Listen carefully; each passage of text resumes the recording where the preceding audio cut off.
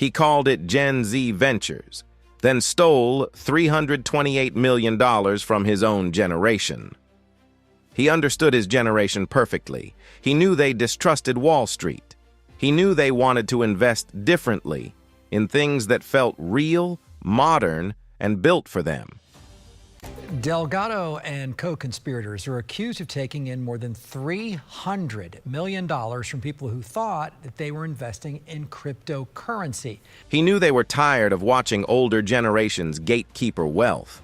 So he built something that spoke directly to that feeling. He called it Gen Z Venture Firm, branded for Gen Z, run by one of their own. Then, as the money started flowing in, he rebranded. Something bigger. Something that sounded like power. He called it Goliath Ventures. He told investors their money was going into high-growth crypto assets. He showed them returns. He showed them growth. He showed them exactly what they wanted to see. Good evening, I'm Greg Warmoth. And I'm Martha Sagowski. This is a big story. Channel 9 anchor and investigative reporter Darlene Jones joining us live in the studio with us. And Darlene, in all the weeks you've spent a long time talking with Delgado, he's never denied what's in that criminal complaint. Between January 2023 and January 2026, he collected $328 million. And on February 24th, 2026, federal agents arrested Christopher Delgado. Because there were no investments, there were no returns. There was only a Ponzi scheme, built on the trust of the generation he claimed to champion. Welcome to Exposure Bureau. Today we're covering a case that is still unfolding. The arrest happened months ago, but the full damage is still being calculated. Goliath Ventures has since filed for Chapter 11 bankruptcy. And the total amount owed to victims may be closer to $500 million than the $328 million originally reported. The DOJ has opened a victim identification web page. More than 2,000 investors are still piecing together what happened to their money. This is the story of Goliath Ventures, a fraud that didn't target retirees or institutional investors. It targeted young people. First-time investors, people who believed that one of their own had finally built something for them. Christopher Delgado didn't build Goliath Ventures overnight. He built it carefully, deliberately, with a precise understanding of what his target audience wanted to hear. The branding was everything. Gen Z Venture Firm. Not a hedge fund, not a traditional investment house. A venture firm, the kind of entity associated with Silicon Valley, with innovation, with the future.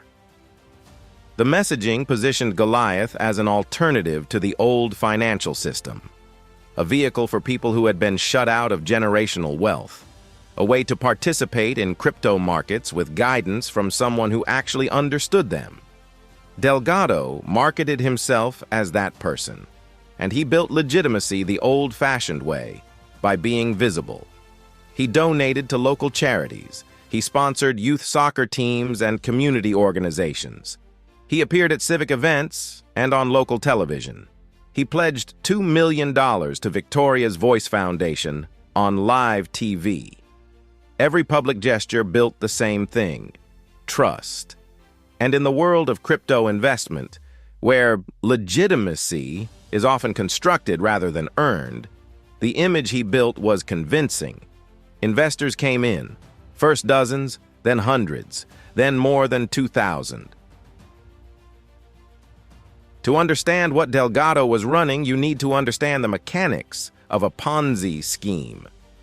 The name comes from Charles Ponzi, a fraudster from the 1920s who promised investors extraordinary returns and delivered them briefly by using new investor money to pay old investors. The structure is simple. No real investments are made. Returns are fabricated. Early investors receive payouts, not from profits, but from the deposits of people who joined later. As long as new money keeps coming in. Here is what Delgado told investors their money would do. Funds would move from a Goliath bank account at JP Morgan Chase to Coinbase, then through an encrypted ledger, and ultimately into cryptocurrency liquidity pools, where returns would be generated and distributed monthly. It sounded technical. It sounded credible. It sounded exactly like what a sophisticated crypto investment operation would look like. Here is what makes this case different from a traditional investment fraud. Most Ponzi schemes sell returns. They promise percentages. They appeal to greed. Goliath Ventures sold something more powerful. It sold identity. The Gen Z branding wasn't incidental.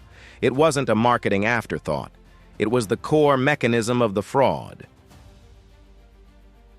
On February 24th, 2026, Christopher Alexander Delgado was arrested in Apopka, Florida.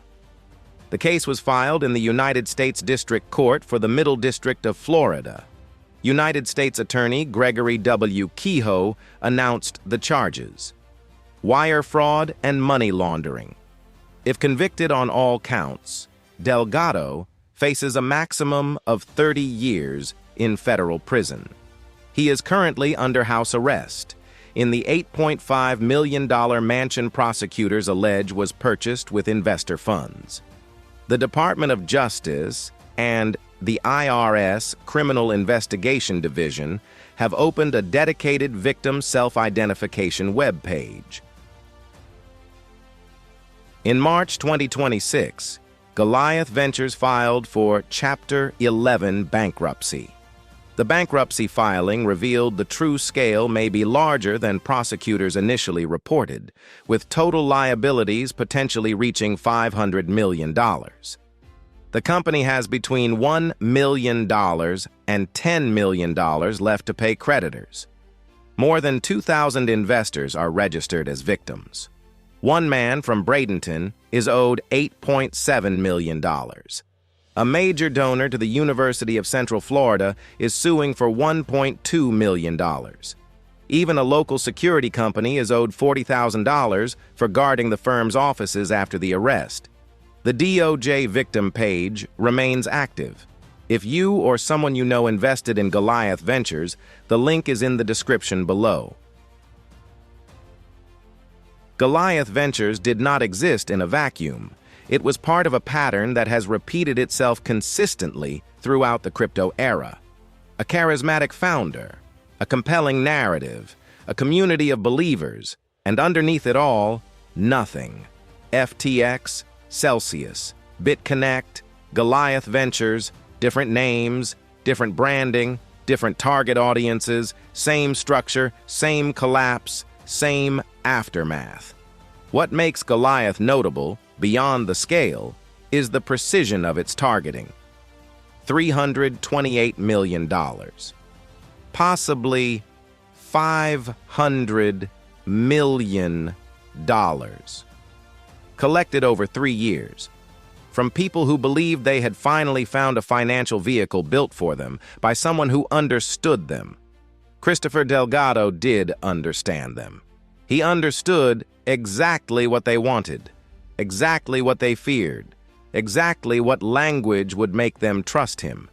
And he used that understanding not to build something for his generation, but to take everything he could from it. This is the Exposure Bureau. Stay informed, stay skeptical, and remember, in the world of investment, the person who tells you they're on your side deserves the most scrutiny of all.